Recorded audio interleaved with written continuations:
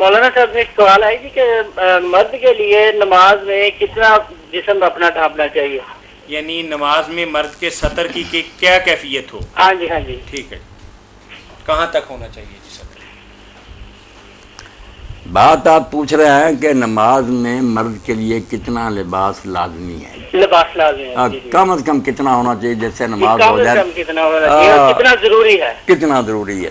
جی اب اس بارے میں جو حق مذہب ہے نا وہ تو ہے امام مالک کا، کہ ایک آدمی لنگوٹ سے اگر اپنی شرمگاہیں دونوں جو ہے نا اگلی پچھلی ان کو چھپا لیا نا تو بیٹا نماز تو اس کی جائے گی ہو، پکی بات سن لیں۔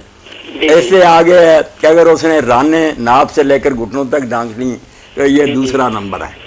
یہ میں نے اس لیے بات کہی کہ سارے سن لیں، بعض لوگ کبڈی کھیلنے والوں پر یہ حقی اعتراض کرتے ہیں، انہوں نے نکلیں پہلے بھائی عقل کے اندر پہلے شریعت سے مسئلہ تو پوچھ لو۔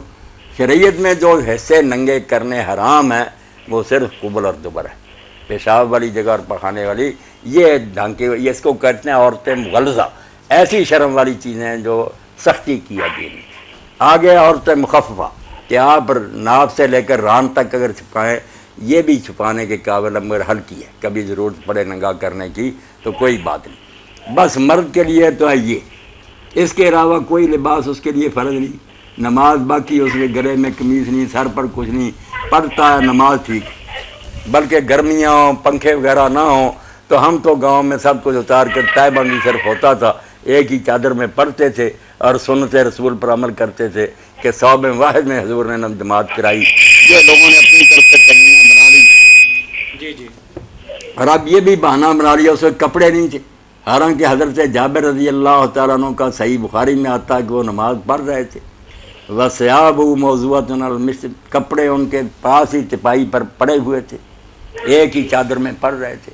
تو لوگوں نے بعد میں کہا آپ کے کپڑے بھی یہاں ایک ہی چادر، فرمایا اسی لیے تو پڑھ رہا ہوں لِيَرَانِيَ أَحْمَقُ مِثْلُكَ، تاکہ تیرے جیسے بیوقوف دیکھیں اور انہیں پتہ چلے کہ مرد کے لیے نماز میں صرف اتنا لباس ضروری ہے۔